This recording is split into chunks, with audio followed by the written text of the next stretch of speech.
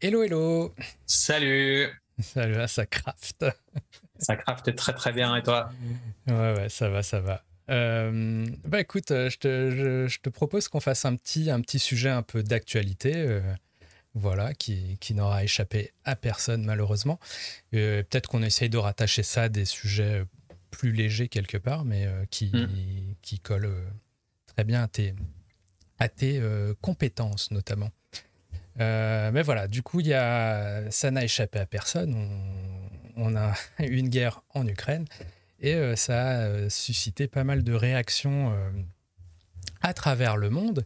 Et l'une d'entre elles, qui était peut-être assez soudaine aussi, c'est qu'il y a eu pas mal de vagues de boycott des vodkas russes. Ouais. Donc ça fait pas mal parler, c'est repris dans énormément de trucs. Et ça vient même souvent des gouvernants eux-mêmes qui ont décrété que, ok, il fallait virer toutes les vodkas russes des rayons, ou même les produits russes dans leur globalité. T'as le cas dans pas mal d'États américains. T'as eu le cas aussi au Canada. Je sais qu'il y a aussi, il y a eu en Finlande, en Suède, enfin en Nouvelle-Zélande, il y a eu le cas. Enfin bref, euh, pas mal Le de cas trucs de comme ça. boycott de Ouais. produits russes ou de produits qui sont brandés russes. Donc, Alors non, brandé quand même pas, parce que justement, tu vois que sur certains tweets que j'ai pu retrouver, tu vois clairement que ça dit, ok, on vire les trucs, les vodkas russes par exemple, parfois même nommément, t'as une liste par exemple, dans l'Oregon, il y a un papier qui te liste exactement toutes les marques qui sont concernées par ce boycott, par ces mhm. mesures. J'ai vu un tweet, par exemple, ouais, c'est New Labrador, au Canada, dans une province où ça dit ok, ça inclut la vodka Russian Standard, ça inclut tel autre Russian Standard Platinum machin. Et justement, j'avais un autre tweet où en Virginie, les mecs disaient par contre à l'exclusion de marques comme Stolichnaya ou Smirnoff, qui n'étaient pas justement concernées par ces mesures, dans la mesure où elles ne sont pas aussi russes qu'on le croit. Ok. Donc, ça doit peut-être Euh, dépendre des États vu qu'ils ont des politiques différentes. Il me semble qu'en Ohio et dans le New Hampshire, c'était marqué les vodkas russes et les vodkas brandés russes aussi. D'accord. C'était sur la news de CNN, c'était marqué end et pas D'accord. donc peut-être que ça doit dépendre juste aussi de certains États, vu que Mhm. les politiques sont différentes. Donc, Euh, alors, là, pour le coup, j'avoue, s'il y a cette nuance-là, je ne l'ai pas forcément vue. Mais là où le bas blesse, finalement, c'est qu'il y a aussi des dommages collatéraux sur des marques qui justement, sont a priori pas russes, et des gens qui appellent justement à les boycotter, à les dégager. Et notamment, tu as Stoli qui est touché, il y a Smirnov pas mal. Et il y a même pas mal de vidéos, tu trouves pas mal de vidéos sur le web où justement les gens, tu vois les gens qui balancent, qui vident les bouteilles dans la rue, des étiquetages dans des magasins pour dire ce produit est russe, ne l'achetez pas. Et voilà, et notamment des vodkas Smirnoff et Stoli. ouais. Qui pour le coup, Smirnoff aux US est en réalité produite aux USA. Stoli est produite, elle, en Lettonie. Ouais. Et d'ailleurs, petite ironie du truc, c'est qu'autant Stoli, le fondateur, est russe, mais il est exilé depuis début des années 2000. Il est exilé justement parce qu'il est contre, Opposé au régime. voilà, il est opposé au régime. Ouais, j'ai Bref. lu leur site, sur leur site story.com. Ils ont un disclaimer dès le début où ils appellent aux dons, etc. Hmm, Et puis ils c'est vrai. expliquent un petit peu plus en détail pourquoi enfin, quelle prise de position ils ont, et le fait Hmm, effectivement qu'il s'est exilé à partir de 2002 parce que je crois qu'il y a eu une guerre un petit peu de trademark hmm, pour l'utilisation ouais, de Stolichnaya en Russie, ouais. qui n'est pas le même produit qui est fait aux États-Unis ou en Lettonie. Donc il y a une guéguerre en plus à ce niveau-là de marque. Exactement. Et en tout cas, ça crée un climat un peu très, très confusant, si bien qu'il y a même, je crois, le site de Forbes. Puis moi-même, je l'ai repris dans Distilled In, où tu as une liste sur Wikipédia qui liste 150 marques de vodka, qui détaille de quel pays elle vient, et de ce genre de trucs qui ressort justement pour, allez, ok, on va faire le tri, parce qu'on va peut-être pas jeter des vodkas polonaises, alors qu'elles n'ont rien à voir. Enfin, même dans l'absolu, les vodkas russes ne peuvent pas forcément avoir quoi que ce soit avec le conflit, hein. Mais bon, pour faire la part des choses en tout cas, et puis après c'est sans évidemment préjuger de la pertinence ou non de tout ça. Mais voilà, donc Stoli, on rappelle, en réalité, dans le cas qui nous concerne, est faite en Lettonie. Il y a effectivement Stolichnaya qui peut être russe, et d'ailleurs il y a des bouteilles, on voit clairement, alors je t'avoue je connais pas tout le truc du branding là dont tu parles, mais on peut voir qu'elle est, alors là j'ai même mis un visuel où on peut voir qu'il y a écrit Russian Vodka et tout, Distilled in Russia, mais en fait celle que nous on a dans nos boutiques, elle vient en réalité de Lettonie. Là, ils disent effectivement que, enfin, c'est ce qu'ils disaient dans le disclaimer, qu'au final, c'était une vraie marque de différenciation, qu'il fallait différencier ces deux marques qui n'étaient pas les mêmes, que cette Stolichnaya là, où c'était marqué Distilled ou Made in Russia, c'était une vodka beaucoup moins premium, qui n'avait rien à voir avec leur marque à eux. Eux, ils tiennent les droits aux États-Unis, où ils peuvent avoir cette marque-là, où c'est marqué Made in Latvia, du coup, Lettonie.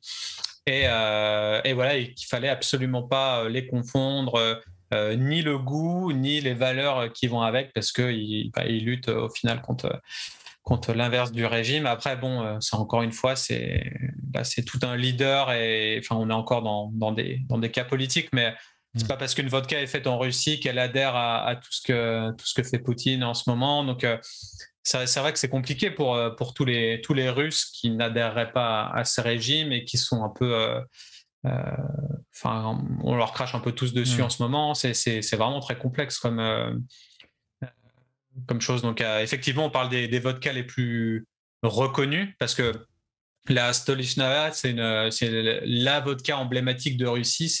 C'est la plus vieille, je crois, et la plus réputée des vodkas russes. Et quand on dit vodka, on pense tout de suite à la Russie. Donc c'est vraiment une marque qui s'est implantée là-bas et qui utilisait, avant, je crois, les années 2000, justement, qui sourçait pas mal de leurs ingrédients en Russie. Et là, ils voulaient bien faire un disclaimer en disant qu'ils n'avaient plus rien à voir avec la Russie au final. Bien que lui soit russe, et ça doit sûrement lui faire mal au cœur de renier un petit peu les sources, mais au final, voilà, ils ont décidé de rebrander leur marque pour déjà pour survivre.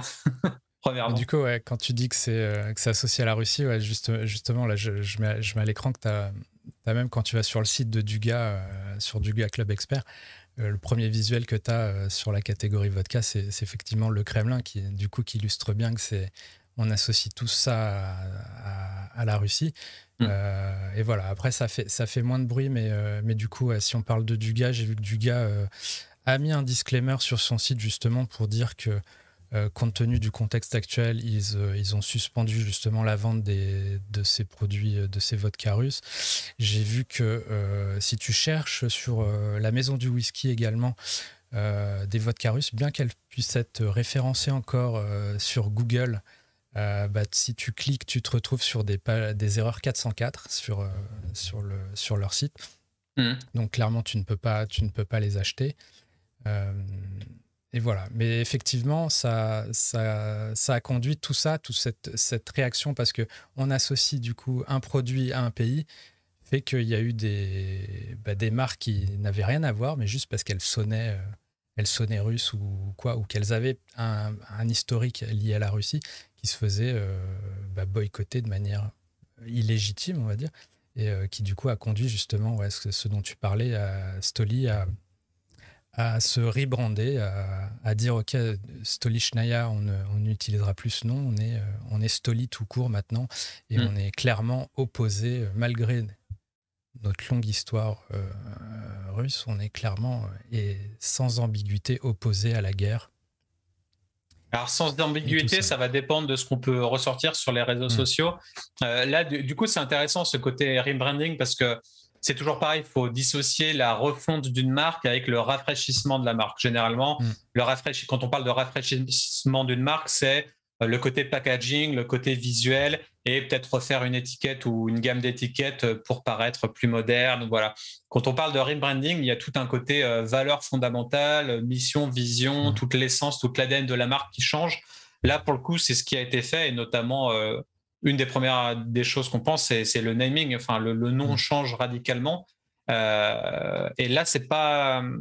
Je ne sais pas si on peut associer ça à un mea culpa ou autre, mais en tout cas, il y a un côté, voilà, Stolichnaya, ils avaient leur typo, ils l'ont réduit. Alors, je crois que le pseudonyme Stoli était déjà là avant la guerre, parce que sur toute leur gamme, on peut voir la marque Stolichnaya qui est marquée en haut en grand, et en dessous au milieu, il y a différents parfums. Et c'est marqué, je sais pas, Stoli citron, Stoli mangue, Stoli menthe, enfin. Donc ils utilisaient déjà cette abréviation-là comme nickname au final de la marque, ce qui était peut-être subtil pour ce qui arrive mais maintenant. Même sur l'étiquette, il me semble, ouais. Si tu vois sur une des bouteilles, pas celle qui est russe du coup, t'as l'embossage, autant sur l'étiquette il y a écrit Stolichnaya, autant sur l'embossage il y a écrit Stoli, autour du capuchon c'est écrit Stoli tout court.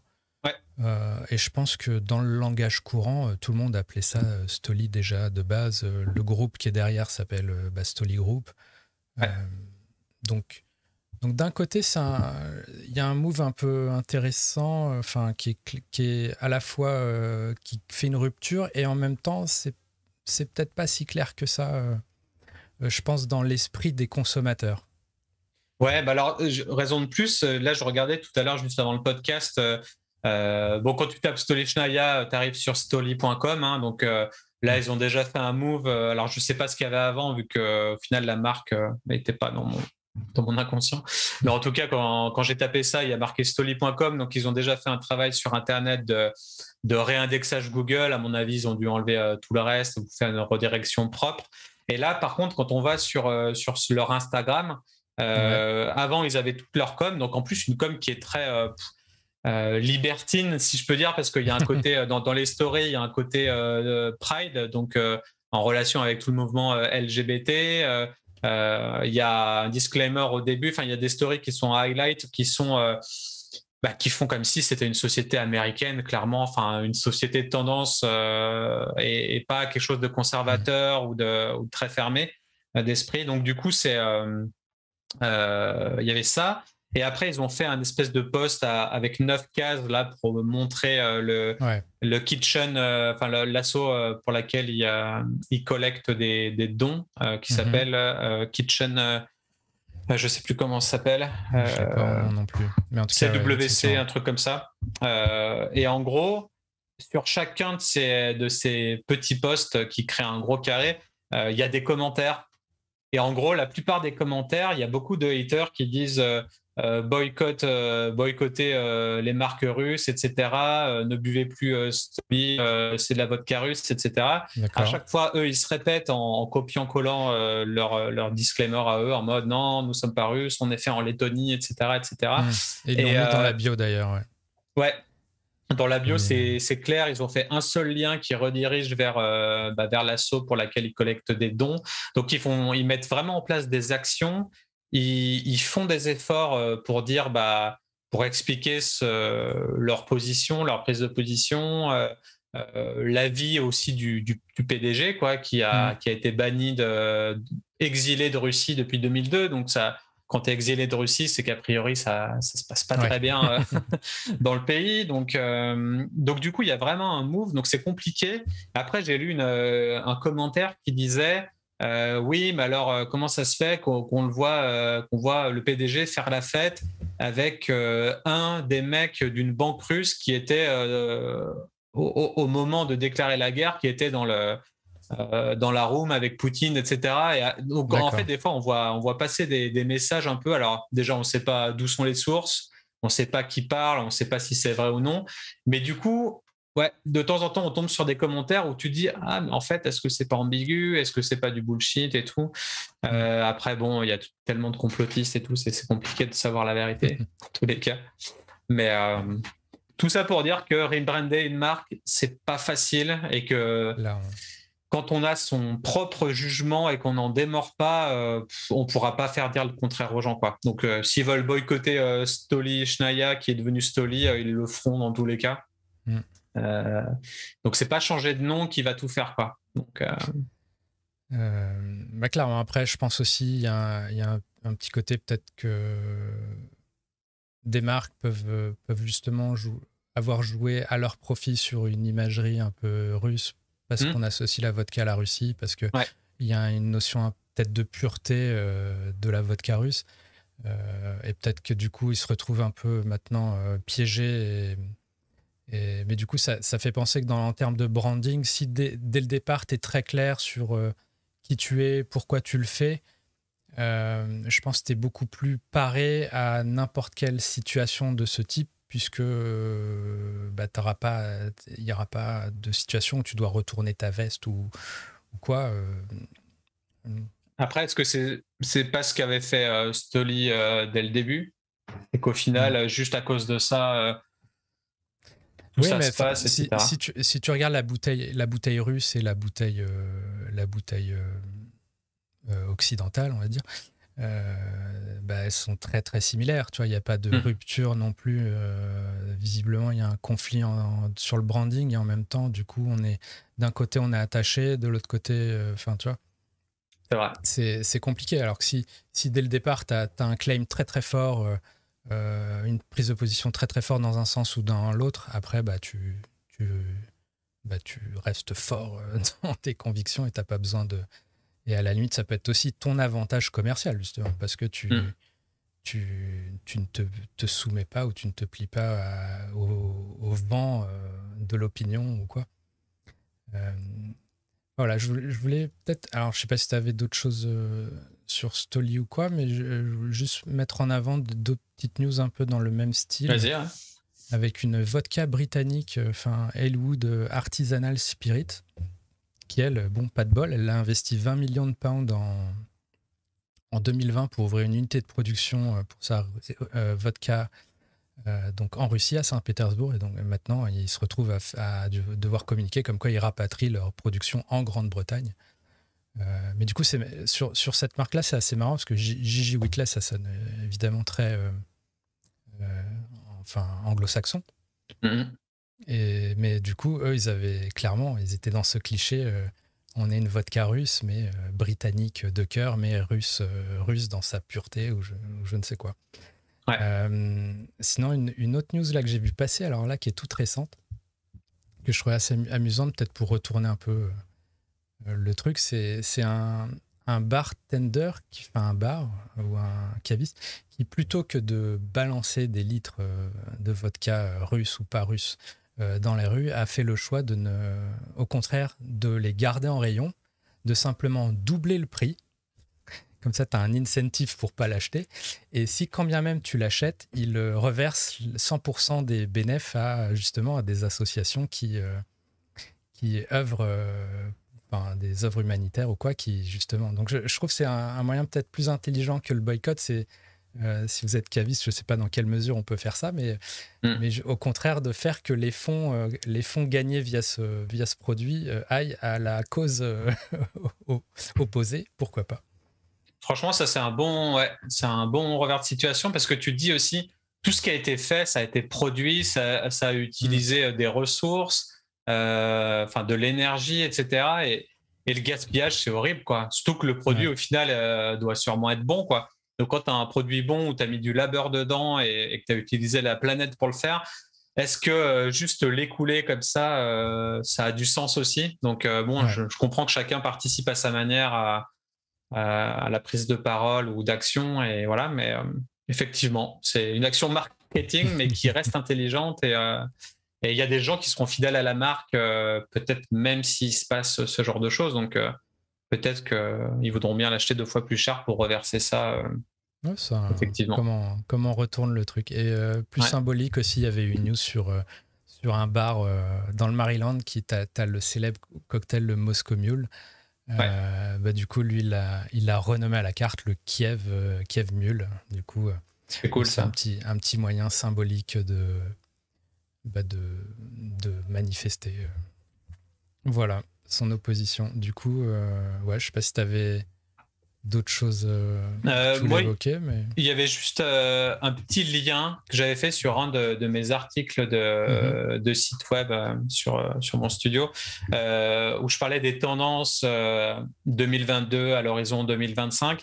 Et dans ces tendances-là, il y avait la tendance de l'inclusion sociale ou des mea culpa, où pas mal de marques qui étaient racistes à l'époque ont décidé de rebrander, notamment Benz, qui était anciennement Uncle Benz, et que du coup se fait maintenant appeler Benz dans les rayons. Donc, encore un cas de figure où ils ont décidé de quand même garder la marque, parce que le nom de la marque, il joue. Si c'est là depuis 50 ans, 60 ans, voire plus, je connais pas la date, mais voilà, ne plus mettre ça en rayon, est-ce que ce serait totalement stupide de la part des marketeurs? Peut-être que oui, mais du coup, voilà, ils essayent timidement de passer de Uncle Benz à Benz pour enlever ce côté raciste, quoi. Il y a beaucoup d'autres marques qui ont essayé de faire ça. Ils ont viré l'effigie, enfin pas l'effigie, je crois que le personnage. Ouais, je crois qu'il n'y a plus l'illustration du personnage dessus. Je crois qu'il y a juste du riz et puis la couleur, le Benz en bleu, et puis derrière, il me semble que ça doit être une espèce d'orangé. Mais il me semble plus qu'il y ait la personne noire dessus. Et pareil pour d'autres marques, je sais pas, de brosse à dents ou je sais pas quoi, qui s'appelait Darky. Il y a des choses qui sont horribles, quoi. Et du coup, voilà, les marques se rendent compte. Alors des fois, ça n'a aucun sens. Le rebranding est juste foiré. D'autres fois, c'est un peu plus subtil et puis ils font des mea culpa. En tout cas, ça faisait partie un petit peu des tendances de ces marques ancestrales qui sont fondées sur des bases clairement racistes ou sur l'esclavage ou sur les genres de choses. Bon, là, on part dans un peu plus de choses. On est quand même dans le concept du rebranding pour faire un écho avec Stoli. Et voilà, et Stoli qui a quand même décidé de garder Stoli dans son nom, Stolichnaya. Donc, est-ce que c'était une bonne chose ou est-ce qu'ils auraient dû ne plus avoir aucun rapport avec ça? Ça, on le saura jamais. Mais en tout cas, voilà, c'était un petit écho que je voulais faire. On verra si les ventes sont impactées. C'est ça. Dans le temps, quoi. Donc on va continuer de voir Distill News pour être au courant des dernières actualités spiritueuses avec la guerre actuelle. Mais ouais, en tout cas, ouais, mon idée, c'est vraiment si dès le départ, t'as un truc fort et tout, on n'a plus besoin de se justifier, quoi. Donc voilà. C'est clair. Ne jouez pas trop sur l'ambivalence ou l'ambiguïté dans vos marques et peut-être soyez très clair sur vos positions, sur vos valeurs, et ça peut être justement un avantage. Ça peut vexer des gens et au contraire, d'autres vous suivront encore plus fortement. Ouais, c'est sûr.